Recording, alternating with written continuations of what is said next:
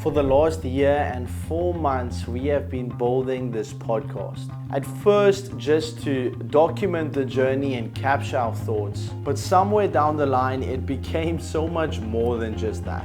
What started as a mere side project became a complete obsession. It has connected us with so many new and amazing founders, entrepreneurs, and people, opened so many new doors for us, brought in so many new leads. And since starting this podcast a year and 4 months ago, we've seen how obsessed we became with the craft, and we've decided to go all in. We are building our very own podcast studio, and we are rebranding the entire podcast. We are investing heavily with the main intention of becoming the #1 business podcast in South Africa. And in this video, I'm going to be showing you guys exactly how we plan on doing that. So this idea has been coming up in almost every single conversation that I've had with all the significant founders that I've interviewed recently. And it's this idea that most founders don't fail from a certain strategy or a lack thereof, but more of a lack of belief. You know, it's not necessarily lack of resources, but a lack of resourcefulness, right? It's more of a paradigm shift. It seems cliche and sort of woo-woo and something that everyone tends to come to a conclusion. But if it's so cliche, then why don't we to a large degree put emphasis on that, right? We tend to think that no, we are the exception, right? No, there's a certain strategy, a certain thing, and it comes down to just doing a thing obsessionally for 8 years straight. Try and be unsuccessful in a certain endeavor. If you're obsessed about it and been doing it for 8 years, it's almost impossible, right? And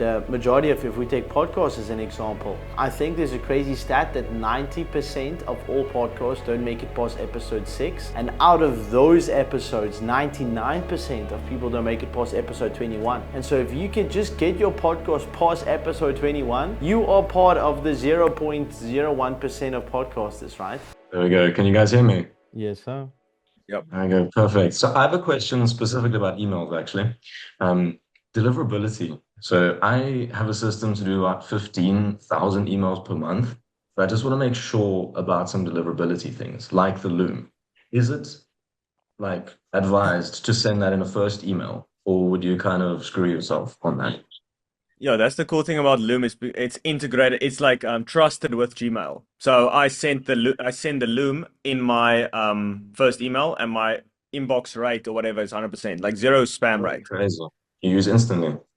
Yeah, instantly. And also, so this Loom system I just showed you, like with the personalized name, that I do manually. Like I don't do it. My email team does it. I've got someone who sources 100 leads a day manually. I've got someone who sends my emails every day and follows up. And then I've got someone doing the 100 Looms, you know, like putting that in the CRM. Yeah, so I've got that system. And then I've got another system through Instantly where I do the 500 a day, which is a bit more automated. Yes. Can I ask another specific question? I don't know what's included in these Q&As because I know you guys are programmed, but per email account, how many emails do you send that you've noticed is safe? Yeah, so a good rule of thumb is around 20 emails per email per day. Nice. Perfect. There we go. Yeah, and that includes follow-ups. Okay. No, perfect. Thank you so much. Let's just get through one more. Which skill would you recommend for me to begin with? A 17-year-old wanting to make money online, running ads for the business or sales, and why? I would maybe recommend just working in a great team would be wonderful, right? Just being a part of a great especially team. if you're young. Yeah, like I mean, I was part of a great team as well. Andre worked with Iman's team internally. Like the amount that you learn, like even Alex Hormozi says this, right? If you work in a great team, you get exposure to what it looks like, you know, how a great team operates. You get exposed to everything, systems, the front end, back end, marketing, depending on your position in the company, right? But I would recommend it being in this online space as well. And then also you get like exposure to the market. Because most people, like I just had some onboarding calls today with some new people joining Founders Acquisition. And a lot of people are joining now. Yeah. Which is very cool. And you know, we the majority of the problem that a lot of people face in the beginning, and that's probably 90% of you, right, is I don't know what niche to pick, I don't know what industry to move into, I don't know what market to tap into, right? Because that is sort of where everybody starts. You can't really, you know, move on if you don't have that. And majority of that comes down to just spending time in the market and seeing what people want and what do you enjoy doing, you know. So yeah, I think try and see if you can get into a great team would be amazing. And whichever one, if you don't have experience in any of those, which one seems interesting to you, and then pursue that. Andrew probably would say sales. Sales is probably like an emperor. Well, is sales? No, sales a king skill. Or what does Ty say? Yeah, so the emperor skill is personal brand, which is basically just marketing, and then the king skill is marketing, and then the queen skill is sales. But agency is the best business to start because you learn all of them. Everything. Like Yeah. you learn sales, you learn marketing, you learn appointment booking, you learn email outreach, you learn all these things. You learn show up, how to let people show up to your call.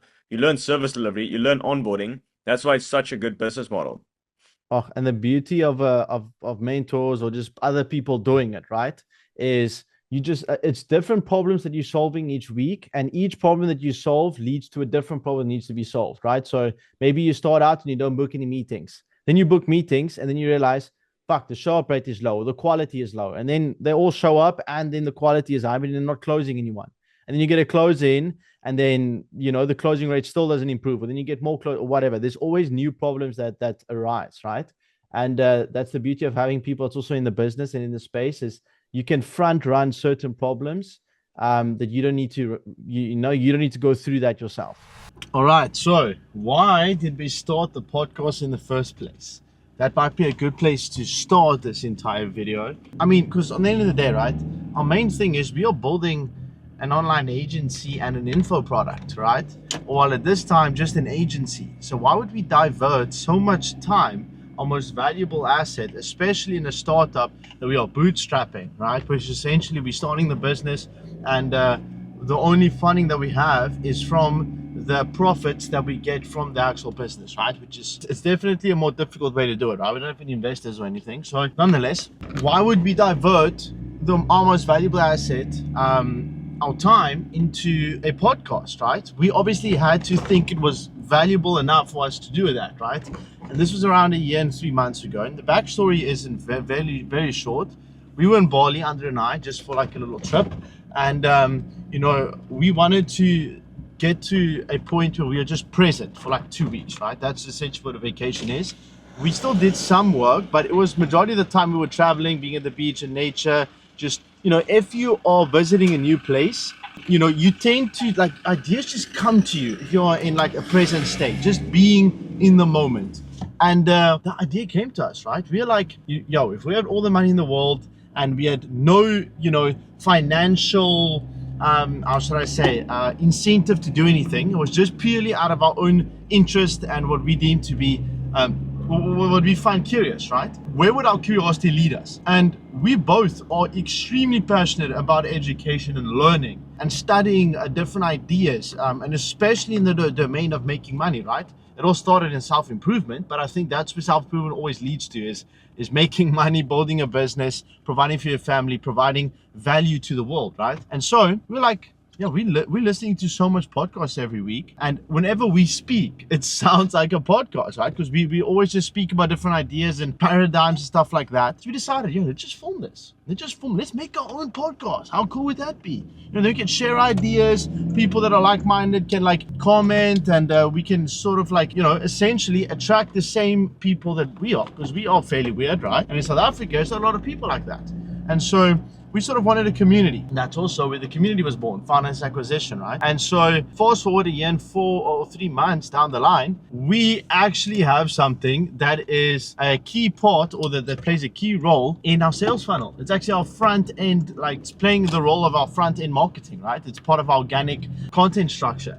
But anyways, that was the backstory of the podcast. We had no experience. We had no final version idea. We just obviously rebranding it right now, and we only really now have clarity as to what our ideal ICP is, our client avatar or ideal client profile, as well as the exact content we want to do, the exact thumbnails, branding, color scheme. We're only now building our office space, or the podcast studio, which I'll show you guys later in the video. And this is 1 year and 4 months down the line, right? But once again, Alex Hormozi says you first optimize for volume, right? Then for quality, and then for new. So it's volume, better, or new. right? And so we're just like, yo, let's just be consistent. Whenever you start, everyone is like, I want a podcast studio, I want audio and the best quality video, I want all of this lighting. For the first year and 3-4 months, we traveled everywhere to our guests to just get the episodes out. We were so curious to get the people on and speak with the people, right? We essentially started this as a way to document our thoughts and to create community. And then now it's at a point where we are creating content that's valuable to others, right? That serves people, that creates impact. And so we are interviewing and getting in rooms of people that are very high level. And now with the rebranding that I'll get into later, it's in a specific niche that increases our network as well as, you know, plays a key role in our sales funnel. So it's amazing. You can only connect the dots looking back. And it's very important. Whenever you start something, you're going to be bad, right? Because you don't have any results to prove otherwise. You've never done it before. But after a year and 4 months, you get pretty darn good at it. And so yeah, we are so much better than what we were, and we are still bad, right? Or well, I shouldn't say that, but you understand what I'm saying.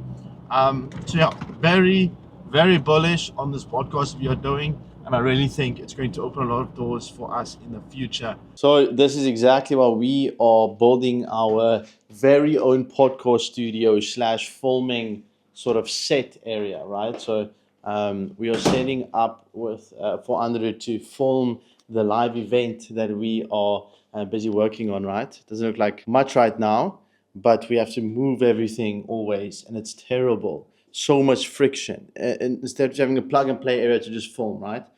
Because Andre works here as well. I'll show you guys when it's set up and how it looks. But the main thing is, right, and we can already do this now because we are essentially making a bit of money on the front end from the podcast, but also we're going to utilize it when shooting ads and content and stuff like that, which is the main form of how, it's the main form of marketing for us. And so if we really want to increase the revenue on the for the business on the back end, we need to generate more quality ads. And that obviously comes down to filming it better, making it less friction to film it. And so if we can have a space that's already set up with the best lights, with the best audio, everything is a plug and play, we can just sit and essentially just go through the script and film. Well, that's going to lead to a lot of more, clients, revenue, and just output in general. So yeah, very excited for that. I'll show you guys how the new space is going to look probably later in the vlog. But yeah, this just goes to show that, it's like Alex has said, like I mentioned previously, you just optimize for volume in the beginning, and then you go about increasing the quality. And yeah, what do you think? Are you excited for the new studio we're building? Oh yeah. I mean, this one's not too bad, it just takes a bit of time. Too much friction. It's too much friction. We want to plug and play. Yeah, it's going to look cool. I might even keep it there, to be honest, like for YouTube videos, Like, why not? What do you mean? Oh, this? Yeah, like this? Oh, yeah, we could. Yeah. So this is the final look. Damn. Very cool. We were going to be cooking, but this would have been so much easier if we just had a spot, right? Because look at all the cables and stuff down here. But anyways, we're obviously making it work.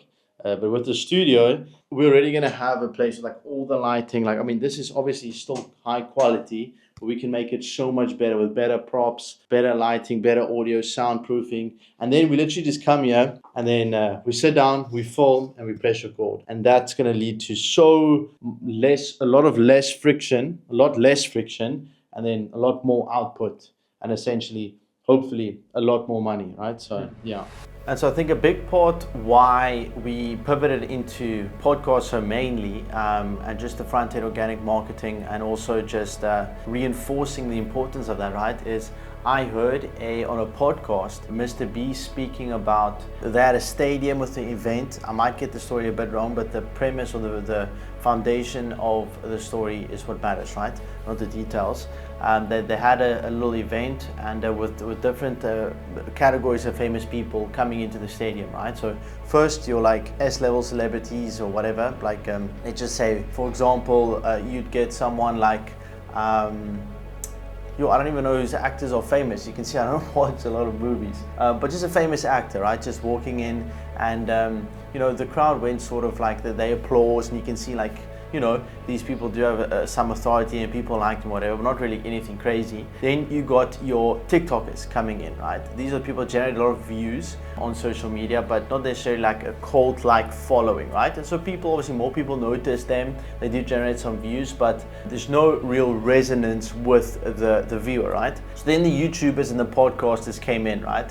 And they got a lot of applause. You could hear that people were really going crazy and resonating a lot with these people, and these guys have some authority in the space, right? And then lastly, the streamers came in, right? Like Speed, Kai Cenat, like all these big guys, and the crowd just went wild. And you know, Alex was speaking about this, and he's also pivoting into live streaming now as well, right? We're also potentially looking at going into live streaming. That's why we are building a studio as well. And the reason why Alex is saying or speaking about this topic, right, with Mr. Beast, is because when you are doing something like live streaming, the viewer is spending an exceptionally a lot of time with you, right, compared to TikToks, just like every 4 or 5 seconds. And so the amount of time they're spending with you is so significant. They resonate a lot with your entire being and how you operate and do things. And that's a very different type of viewer or person watching or client, right, a subscriber, follower, whatever, compared to someone that has millions on short format stuff. So as an example, a TikToker would struggle to have a live in-person event. They'd struggle to get people there. But if you get Kai Cenat or someone, or some of these live streamers, they got this cult-like following that they'll just, you know, or YouTubers, they'll just show up. There'll just be millions of people. And so we're really pivoting a lot into the content, and especially the long format stuff, so that we can build that community, that deep sense of community, with our viewers. So that is essentially reinforcing the importance of podcasting, YouTube videos, and obviously building a space and an office space that increases the quality of the content, as well as the production time and how fast the turnaround time, the editing, all of that. It's just gonna be a lot less friction in the process, and the output would be a lot more. So very excited for that.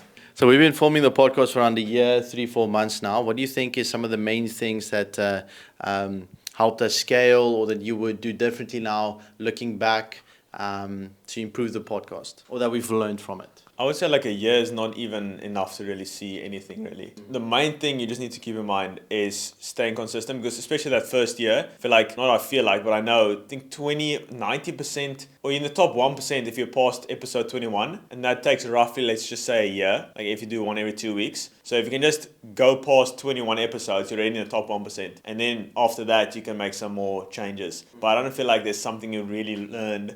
We just got better at communicating our ideas, networking with more people, bigger guests, and then the quality just slowly but surely improves with the office space we're getting, just staying consistent then. And so we are currently busy with the rebranding, like I mentioned. So you either go a lot more mainstream, like we wanted to either do self-improvement or go extremely niche. I'm going to let Andre explain why we went a lot more niche and what our actual niche is all about. But we're essentially interviewing the best online business founders, essentially, and entrepreneurs, to essentially study them and extract that information so that the people watching our podcast can learn from it. What do you think we pivoted into that niche? So at the beginning, we didn't really have a niche. We just, talked with anyone we thought were interesting. But now we just focus more on young founders, because that's like who we are, essentially, so we can relate to them more. And also it acts as a top of funnel as well, where with our program that we can help people, the people that are watching, obviously, if it's young founders we're interviewing, right, young Gen Z founders, it's probably going to be younger people watching the video as well. So we're nurturing them. There's this rule from Tai Lopez. He said that it's a 13-13 rule, where people need to consume 13 hours of your content over 13 months to know, like, and trust you, right? And podcast is the best way to do that. Just watch like six podcasts over a year, and they already feel like they know and trust you. So it's a pretty good funnel that we built as well. We hired a new closer, and his closing rate is like 50% right now. It is exactly 50%. Do you think if we want someone that can close better than us, do you think we should just hire one? Yeah, I did that too late. Now the thing is, it's like when I hired a closer, or when we hired a closer, it's like, okay, we're giving away 12% of our net profit, or like our revenue or whatever. But like that allows me to now think, and now I can come up with better strategies to grow the business, because I'm outside of it. I'm not in the business, like that old cliche thing. Working on I'm the outside. Business, I can now see, okay, what moving parts, what's the really big picture thing. Now I can work a bit with the agency, implement strategies for the agency because I'm not on calls 4 hours a day. It's amazing, and he's Yeah. better at it than me. Okay. So Yeah. like, yeah, It's And is he a also, South African guy? yeah. yeah. He's actually a friend of mine. That's Okay. that's why I Yeah. think it works so well. Like I think it works well because it's like he also like I mean with our ICP it is South Africans, right? And so if South African is speaking to Oh them, yeah. their lingo, it's the same. It is that's Oh, why it's it resonates perfect. so well. It's Yeah. so and the cool thing is I talked to Quentin about this yesterday. Like we can play like the South African card because there's something about South Africans that unite each other. I don't know what it is. I really Yeah. don't know what. Maybe it's the sport or the flag or something. But like you can't say you're out to start an agency from the UK. Like fuck it, no one cares. Like there's nothing that bonds Mm. like as an American. Like no one cares. But Yeah, if you Mr. say American. if you I say think as a it's South I think it's African, the I think like it's the fact that in America it's like it's a common thing there. Like everyone's selling there. It's obviously but that's what also adds there's to no the concept. culture. There's no culture. It's all like fucking from all over the place. So I mean, yeah, it's a good point, right? But also it's funny because if to get a good closer, you need to be closing quite highly so that you can have enough like sort of Not Yeah. revenue. Like not you even can necessarily. definitely change that by just paying them like more of a base fee. But like I mean, if you were only closing 3 people a month, like you Okay, will not yeah. get a good closer. Like that's why our first closer left to a large degree, right? In the beginning. So like, but for you to close like a lot of people, you probably need a good closer. So it's a bit of like a catch-22 type of thing.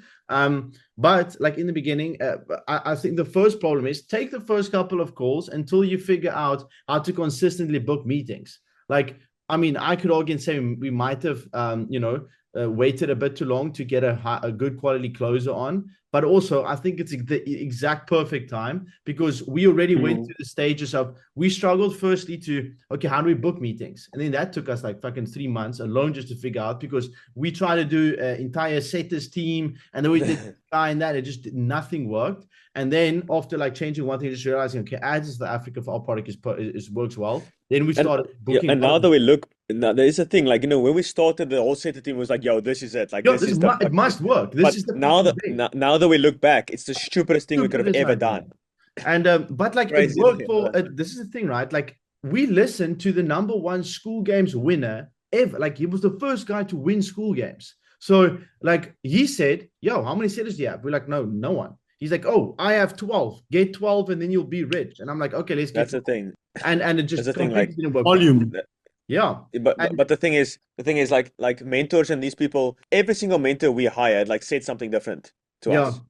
So like what the fuck? So at the end of the day, it is only your intuition and feelings that matter. I'm telling you right now. Yeah. Because it's based on your exact situation, your circumstances that you only know. Like I know you mentioned the process on WhatsApp, but just quickly refresh it and what you guys have implemented new now. Did you guys have any follow-up strategy? Like how did you guys go about from them booking to them showing up? Yeah, we use the Calendly for the Yeah. reminders. Was But it that's like not working at all. It's not working. No, Yeah, it's so- not working. That's the Yeah. thing. That's the thing. Like, the reminders are optimized perfectly. It's perfect. It's just the interaction before they book a call. That is the main thing. That is the main thing. Like, if you talk with a person on email, like, and you follow up 8 times, it's called familiarity bias. Okay? Where essentially, if you see someone's name every couple days on a follow up, and it's almost like then if they see your name constantly, it feels like they know you. So, but if you just call someone out of the blue, they haven't even seen your face, they haven't checked out your website, they have no clue who you are, and you schedule them directly, cool, you've booked a meeting, fuck yeah, but they're not showing up because they don't know you. That's the thing. Like with email, they can check out my website, they can watch my VSL on my website, they can see my testimonials, I do follow-ups, I show testimonials, I follow up more on email, then they book a call. And then I do the reminder. So it's all the things that happen before you book a call is actually the most important part. A belief that served me very well the past couple of months was that, I think Marcus Aurelius said this. It is not the world that molds the man, but his inner design and eyes through which he sees. Whether you know it or not, the lens through which you see the world shapes every corner of your experience, right? Your paradigms, your beliefs. I like to see it as a pair of glasses, right? And each lens and each person's lens lens is distorted in a certain manner. And however that lens is distorted, that is what the world will sort of manifest itself as, right? And that's the reflection that you will see. And so as an example, if you believe I'm not good enough, I can't do that, it's too late, I'm too poor, my culture doesn't fit with this, right? I'm born in this certain area, and so therefore that your reality will to a large degree manifest that, right? But this is all nonsense, of course. It's scripts, it's installed, it's rehearsed, these things don't serve you, right? I'm a big believer in not believing that which is not beneficial. If it does not serve you, then release that belief. It's probably there as it's the devil, right, speaking to you. And so I'm continuously beating my thoughts back in alignment with what the Lord says of me. And so if you take any one of the beliefs, right, that you believe in, those beliefs can or cannot be true, depending on whether you believe them. As an example, if you decide to believe that the world is against you, you are a victim, and that you were born with some form of like inadequacy, right, then your perception of reality will in a certain manner reflect those beliefs, and you will come to live out that reality. In my case, it has been 100% true, right, what I just said, and that is a lesson that I've learned going through life. So part of the physical rebranding of the podcast, obviously the content itself is going to change as well. And this is actually what I'm learning from our current guest this week, Alex Hormozi. It's our virtual guest. He's not actually here. We are studying him. I'll get into what we're doing in a second. But essentially, he said, pain, profession, passion, the copy for success, right? Pain, profession, passion. If you can create a product or service with just one of those things, you'll be successful, right? As an example, he struggled to breathe his entire life, or through his nose, right? He struggled to sleep, and so he has tested all these nose strips. So he has tested every single product in the market. He knows exactly how the market is, like how all the products are made, all the deficiencies, every single competitor. He's tried every single one, essentially understanding the market so well because he knows what his clients, what pain they're going through, because he himself went through that pain, right? And so he can create a phenomenal product around that. Or if you're really passionate about something, you can make a great product. Or if it was your business or your profession for 10, 20 years, you've experienced and you've had a lot of time and experience in the market, and therefore you can make a great product as well and do your own thing. And so if you have all three of those things, oh my goodness, you are doing an exceptional job, right? And so as an example, with both our info product and the podcast, which is both passion projects, but also we believe this is going to, create generational wealth for us, and we'll be able to serve a lot of people, and just think how delusional I am by saying that, right? We don't really have anything to show for it as of right now, but I firmly believe that to be the case and true. And so, for example, the podcast, right? Just think about this. Our absolute passion, right, is learning and conveying information, and especially in the like self-improvement. But I believe self-improvement, the final boss of self-improvement is building a business, right, and making good money to be able to serve other people, your community, your family, take care of the people around you. That's the ultimate form of self-improvement, right? And so building a business and entrepreneurship is a big passion for Andre and I. The main focus for the podcast right now is to interview the greats of online business, right? How amazing is that? Our passion, of course, is to share information and to learn that, right? And we absolutely love the vehicle of podcasting, right? And I just love every second of talking in front of a camera and studying the things I need to in order to speak, right? And then lastly, profession. If we can get to a point where we can actually make money through this, and also our previous jobs and the ones we're currently doing, is all revolving around entrepreneurship. And so we understand this market very well. We're in the market. And so therefore, everything is aligned for us to have great success in this domain. And everybody that's going to be our competitors, well, I mean, they just won't be able to compete with us, okay? Because with time, as long as we consistently do this, it's inevitable that we'll win because we are passionate about this thing. And this is our profession, right? And we have experienced pain in this domain, right? Because we know that we want a podcast that interviews these type of people, and there is none that we've found, especially in South Africa, right? So we are solving all three of the P's, right? And so I might as well show you guys how I actually prep for these podcasts, because obviously it takes a lot of effort to create a great thing, right? And so the main thing that I do is I go for walks. And then, for example, this week's guest is Alex Hormozi. So we are breaking down his entire life story, how he made his money, right, in the first 10 minutes. And then we go ahead and and go through all the quotes, all his maxims, everything that he stands for in his mission statement, and extract everything that could be beneficial for our viewers and what we've learned listening to everything that he has online. Obviously not everything, but predominantly all his long format stuff. So for the past week or two, I've been listening every day to 2-3 podcasts of Alex Hormozi that I could find. You know, all the ones on Chris Williams, the one on Diary CEO. He has a couple of long format stuff where he explains his backstory, and I'm doing that while walking. Okay, and then I'm taking notes on my phone so that I can then obviously speak about that when we do the podcast. So I'm doing habit stacking outside in nature, doing my cardio, walking while listening to the podcast and prepping for my podcast, right? So yeah. All right, so this is the scenes for the podcast that we're filming. I want Andrew to explain to you guys exactly what our new format is as well. But essentially, and this is the idea that Andrew got this morning, I had a bit of a different idea as to our approach.